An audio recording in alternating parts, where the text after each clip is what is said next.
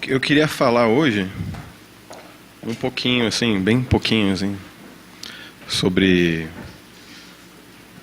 a cultura, a influência que a nossa cultura tem na gente. E antes disso eu queria ler um texto, um trecho curtinho de Romanos aqui, que é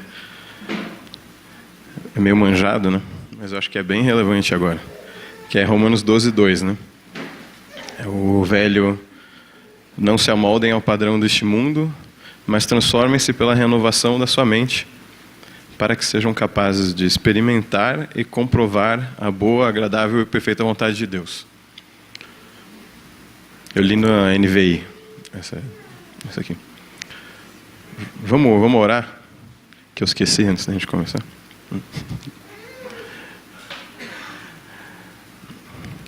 Senhor, a gente continua na Tua presença aqui.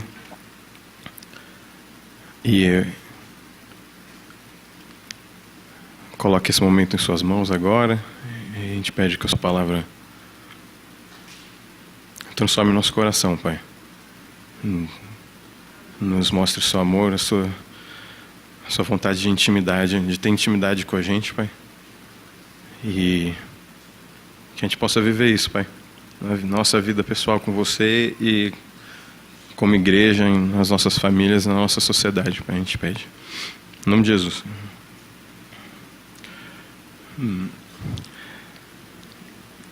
Eu acho que esse versículo eu vi a vida inteira, né, desde menino. E ele traz, mas ultimamente ele tem pesado muito, assim, para mim. Acho que é aquela velha história do sapo, né, que se você colocar o sapo numa panela de água, esquentando devagar, o sapo não pula para fora e morre cozido, né? Acho que ele não tem essa percepção de que, se tiver algum biólogo aí, confirma se é verdade isso. Mas eu ouvi a vida inteira essa história do sapo, hein? E tem um filme também, que eu não vou falar qual que é para não dar spoiler, para quem não viu. Mas tem um grupo de... É muito interessante esse filme. E tem um grupo de anarquistas, e eles fazem umas badernas, eles invadem a casa de umas pessoas ricas e eles não roubam nem depredam nada, eles só bagunçam a casa inteira e deixam um bilhetinho, tem uma assinatura deles, assim, tipo assim, né? Você foi educado, sabe? Era um manifesto anarquista deles, assim, sabe? E aí dá tudo errado num desses eventos, eles acabam sequestrando um cara naqueles tipo desventuras em séries, assim. E o cara é um super ricão, que um deles bateu no carro dele, e o cara não tinha dinheiro para pagar, e estava tendo que tipo pegar empréstimo no banco para pagar, coisas desse tipo, assim, né? E aí eles descobrem, vão meio que ficando amigo do cara durante o sequestro, assim, e descobrem que o cara era super revolucionário quando ele era jovem, e a vida foi passando, e não estou fazendo um proselitismo da anarquia, tá? Só falando da mudança na vida do cara, né? Como a ideologia dele foi mudando com o passar dos tempos, assim. E ele virou, nos seus 50 anos, uma coisa que ele batalhava contra, assim, na juventude dele, assim. Então acho que esse é o poder do sapo na panela, sabe? A gente vai indo, e de repente, putz, né? Nem lembrava que era assim ou era assado, né? Frito, sei lá. E eu acho que a gente corre um perigo muito, muito violento disso acontecer com a gente, né? Se a gente se conformar com a nossa cultura de hoje em dia, né? Cristo, 2000 anos atrás, já era uma contracultura dentro da cultura que, em tese, né, estava esperando ele de braço aberto. Ele chegou, literalmente virou a mesa, né? Chutou o pau da barraca e não pegou bem, né? Tanto que deu no que deu. As coisas chegaram onde chegaram, né? Mas a palavra de Deus é verdadeira. A palavra de Deus é uma régua confiável, né? Eu estava conversando com uma outro dia, a gente estava falando, acho que é em Greenwich, que tem um lugar onde tem o padrão, né, do sistema métrico, né? Tem 1 quilo, que é tipo o quilo zero, né? Que aquilo quer dizer 1 quilo. Né? Aí tem uma régua, isso aqui é 1 metro, né? Então é tipo um padrão para a gente usar nos outros países, no mundo todo, do que é 1 quilo, o que é 1 grama, o que é e tudo mais.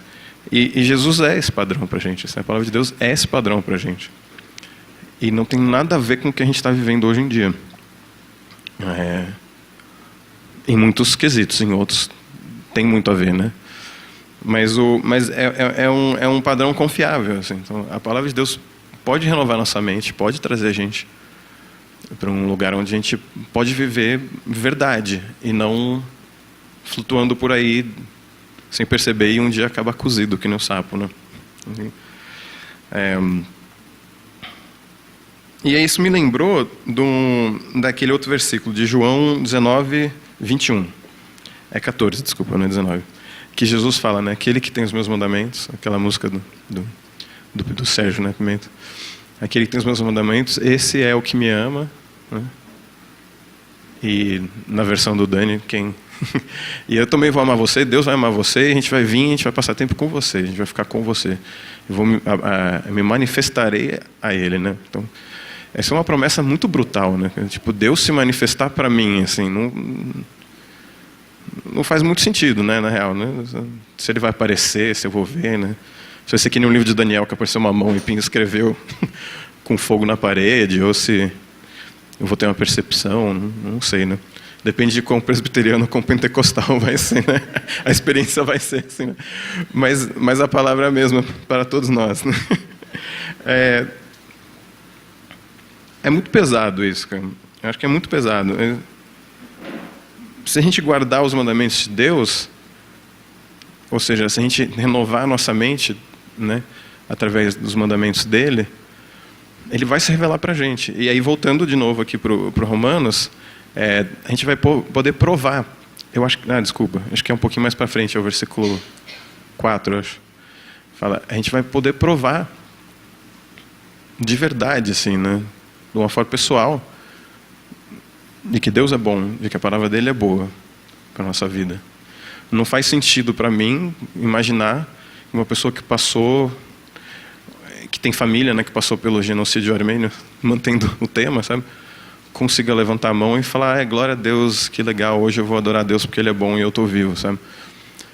Essa pessoa viu Deus deixar a família dela morrer toda, viu deixar ela sair correndo com um travesseiro em vez de correr com um filho, né? Mas se a pessoa teve uma relação verdadeira com Deus, se ela conheceu Deus de verdade, ela tem uma dimensão existencial que eu desconheço, né? A dela com Deus, né? Eu tenho que achar a minha com Deus, assim, né? E eu acho que isso aqui é uma promessa verdadeira de Deus, sabe? A gente vai poder viver isso com Ele. E acho que é muito importante esse lance do pessoal, sabe? Da gente buscar o pessoal. Porque senão é tudo muito fé herdada, né? Eu aprendi, me falaram... Eu acredito, durante a minha vida eu acreditei em muita coisa que me ensinaram na igreja. Eu estudei num colégio cristão, então a gente tinha aula de Bíblia todo dia. Esse semestre é Romanos, né? Semestre que vem é Cartas Paulinas, Efésios, Filipenses. Assim, né? É praticamente um seminário, assim, né? 8 anos de seminário no colégio. Assim. E muita coisa herdada, sabe? Aí quando os meus genocídios chegaram, né? Eu vi que não era bem por aí, né? Deus é legal, é bom, toma conta de mim, mas não tanto assim, né? Só que sim, né? Eu estava com a cabeça no lugar errado. Eu precisei ter uma experiência talvez meio de Jó, né? Para poder ver com os meus olhos. Estou pensando no Jó agora. Esses assuntos vão cruzando, assim, né? A Bíblia tem essa maravilha dela aí se cruzando, assim, né? Essa coerência entre ela toda. Mas, de novo, a renovação da nossa mente... A palavra de Deus, que se a gente guardar, Deus vai vir se manifestar para a gente. A gente vai poder ter uma vida genuína com Ele, assim. A gente vai poder viver de uma forma real com Ele. E não contaminado pela sociedade, né?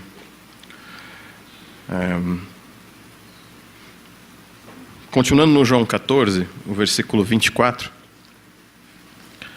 Alguém pode ler para a gente? Desculpa, é que eu perdi aqui, minha Bíblia está... Fechei sem... João 14, 24.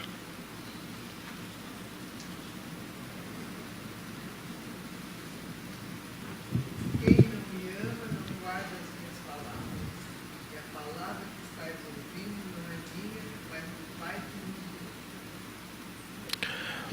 enviou. Então, é o contrário, né? Quem não me ama, não guarda as minhas palavras. Né? Quem não...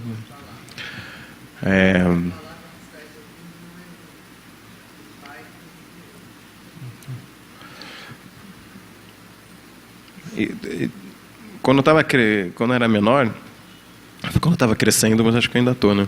Se Deus quiser. Mas eu tinha muita dificuldade em entender amar a Deus, assim. Porque eu achava que o amor era uma coisa tão grande, tão incrível, sensacional e mágica, assim, que eu acho que eu não amo a Deus, não, sabe? Porque se eu amasse, eu ia ser mais do que eu sou, sabe? Eu ia viver mais do que eu vivo. Eu ia ter mais devoção. Não sei o quê. E aí vem um versículo desse, que é Jesus mesmo falando, né? E fala, me amar é guardar minha palavra. Quem não me ama não guarda minha palavra. Né? Ouve e faz, ok, né? Deixa pra lá. Seria se conformar com o nosso dia a dia, com a nossa cultura de hoje em dia, que vai ser uma antítese, né? Aos conceitos, assim.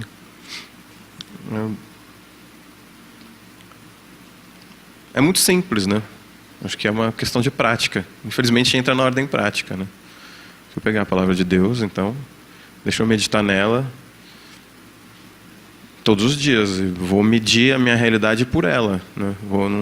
Acho que não precisa nem pedir para Deus se manifestar de uma forma fantástica, né? Que já está aqui, né? Já tem um blueprint, já tem um guideline.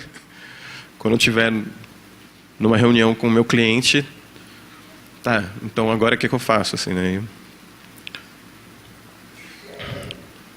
Acho que, de acordo com a palavra de Deus, eu devo fazer isso ou aquilo. Às vezes não é tão claro, né? Então a gente ora mais, conversa com os irmãos, faz um gabinete pastoral. Pastor, não sei o que fazer. Mas a palavra dá pra gente esse guideline. Pra gente poder manter a nossa mente em Cristo. Assim, né? A gente precisa continuamente estar correndo atrás disso. A gente tem que renovar a nossa mente, sabe? Senão, de novo, a gente cai na história do sapo. Estou voltando para o começo. Né? As coisas vão aos poucos perdendo o sentido, sem a gente perceber. E aí passou uma semana, um mês, um ano, 10 anos, e era assim mesmo, né? Que ficou. Nem percebi como é que a gente chegou aqui. E perdeu a relevância, perdeu o sentido do meu relacionamento com Deus. Perdeu o sentido de eu me comportar do jeito que eu me comporto, né? Ou o que eu achava que eu devia me comportar. O que eu acho que é certo e o que é errado. E a gente está num momento, acho que, muito positivo, mas muito perigoso da nossa sociedade, né? Da nossa cultura. De liberdade, né? As pessoas estão descobrindo respeito. Né? Por exemplo, as minorias tendo voz mais alta.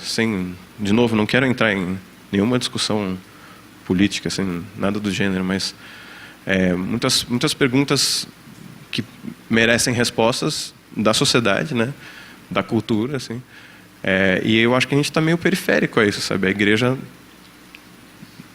independente da resposta que a gente vai dar, a gente está um pouco periférico, sabe? A gente está preso às vezes dentro da igreja, nas nossas discussões do que é, do que não é, e está perdendo a nossa relevância, assim, porque se Deus renova a minha mente, eu fico pensando, de repente o melhor é eu me trancar numa salinha com os meus amigos e ficar lendo a Bíblia o dia inteiro e orando, e aí vai ficar tudo bem, né?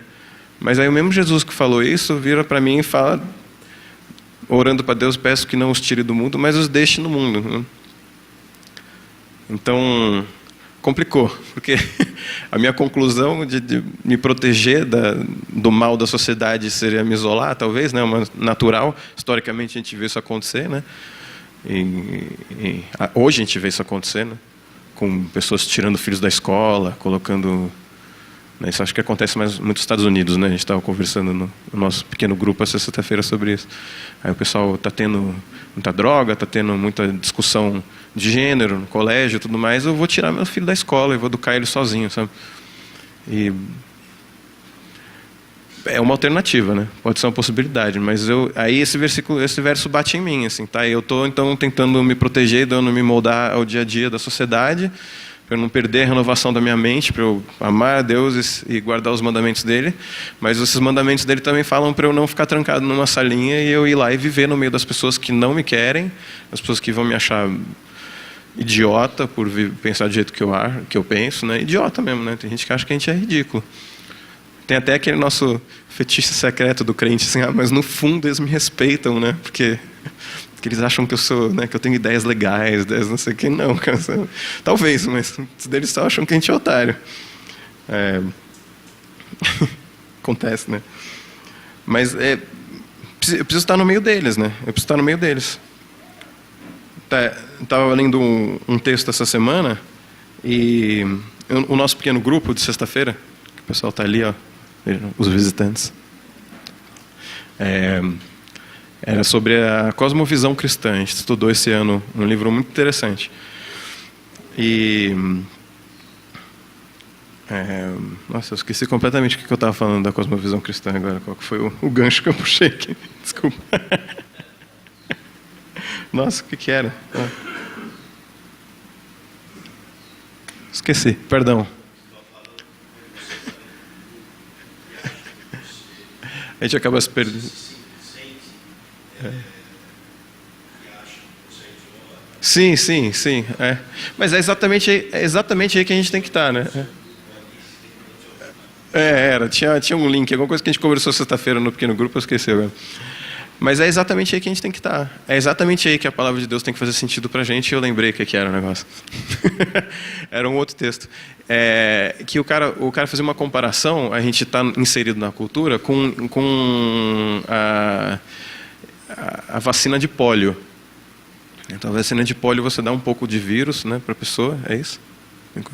E o corpo aprende a batalhar contra o vírus, porque é uma dose que o corpo aguenta sem ficar completamente doente, assim, né?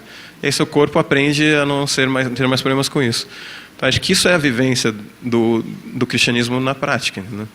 A gente está na rua, a gente tem conceitos na nossa cabeça, quando a gente tem uma experiência que é antagônica, a nossa fé é antagônica a essa palavra de Deus que a gente está tentando manter e trabalhar na nossa vida, isso tem duas possibilidades, né? Ou pode gerar uma ruptura, eu falo, não, isso aqui é uma encheção de linguiça que me ensinaram, eu acreditei, ou gera uma certeza da nossa fé, né? Não, acho que é isso mesmo, porque, veja só, coloquei a fogo, né? Então, a prova de fé, eu acho que gera esse... Então, faz parte, então, a gente está lá.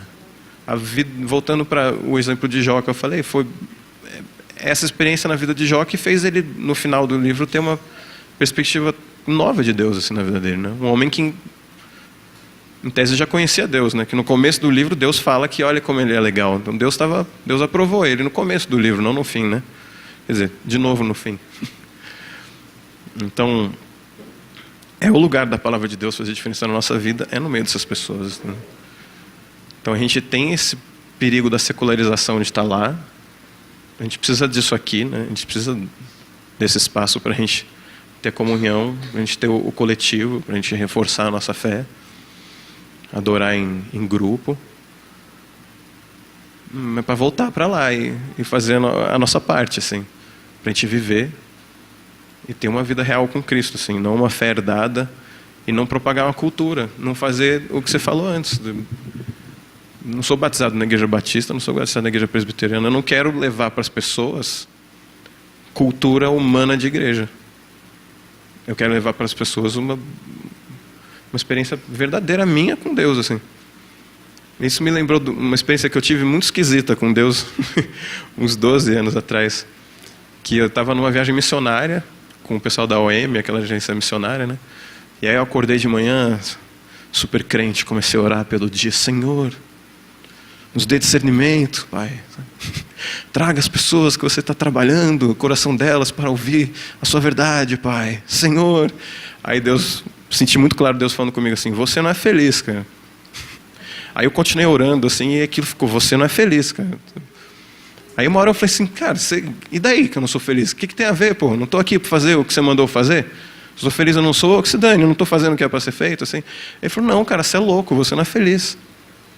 Como que você vai falar para as pessoas que eu sou a solução do mundo se eu não resolvo a sua vida, sabe? Cadê? Aí eu, cara, estou passando cultura de igreja para as pessoas. Deus falou, para, velho. Agora é hora de se trancar no quarto. Vai se trancar no quarto, vai orar, vai ler. Ou vai para a montanha ver o pôr do sol. Então, na hora de ficar quieto sozinho, você não está entendendo. Isso foi um momento onde, sei lá, minha fé foi provada por Deus mesmo, assim, né? Aí foi um princípio de um processo, assim, de personalização, assim, mais bruto da minha fé, assim, né? Só um adendo, né?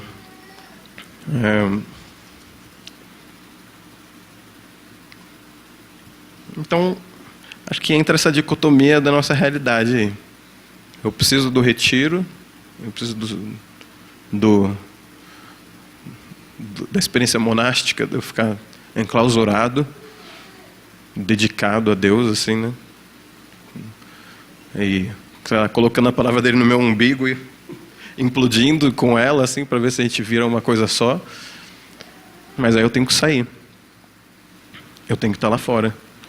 E eu preciso fazer parte das discussões, por mais desagradáveis que elas sejam, de gênero na escola, com criança. Preciso participar. Seja lá o que for que me incomoda na sociedade, preciso participar. Direitos LGBT, preciso participar. Eu preciso participar de uma forma consciente, não levando para frente a cultura da igreja. Que não tô, é outra conversa enorme, né? O que é, o que não é, assim. Não quero entrar nessa conversa. Mas a gente precisa entrar nessa conversa do que é e do que não é, pessoalmente. A gente precisa se perguntar. E a gente precisa ler a Bíblia de novo e perguntar de novo, porque renovai-vos. Não é se renove uma vez e acabou. A gente precisa se renovar sempre, né? Senão, de novo, a gente vai ser o sapo na panela, né?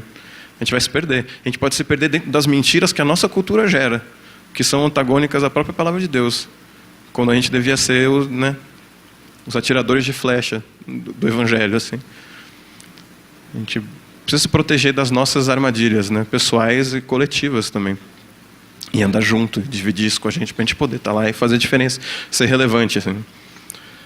Ter o lugar de proeminência que a igreja tem que ter, não como líder, ponta, a igreja está representada, ou não sei o quê, ou agora sim, não. Como Cristo não tomou ponta nenhuma. A ponta que ele tomou foi uma lançada na costela, né? Pendurado lá. Nas piores execuções que existiram na história, né? Como um qualquer, ninguém estava nem aí. A galera rindo.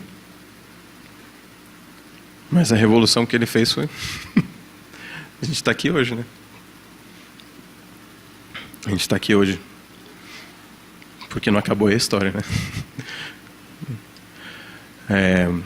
Então, desculpa, não sei se eu dei muita volta, mas essas são ideias que têm girado muito na minha cabeça, assim. Da relevância do meu relacionamento com Deus no meio da sociedade, a importância que a gente tem. E Deus escolheu a gente para estar lá. A gente é importante. Se a gente não falar, as pedras clamarão. A mula de Balaão vai falar, né?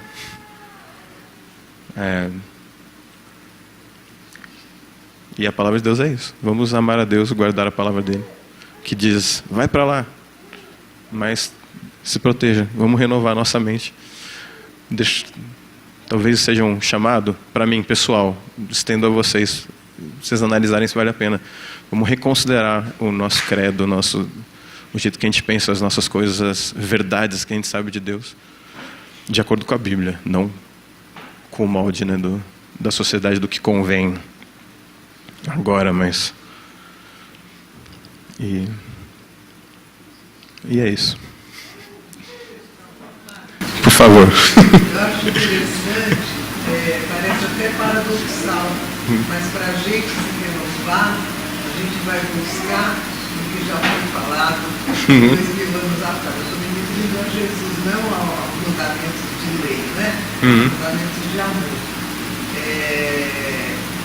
Exatamente porque a gente vai se distanciando mesmo, vai se amalgamando aí na visão geral do mundo, e de repente a gente tem que voltar para trás para se renovar. Você fica revolucionário quando você vem com uma mensagem. Quando você, não de boca, quando você age de acordo. Porque guardar o mandamento depois de nada. É verdade. Continua revolucionária, né? 2000 anos depois.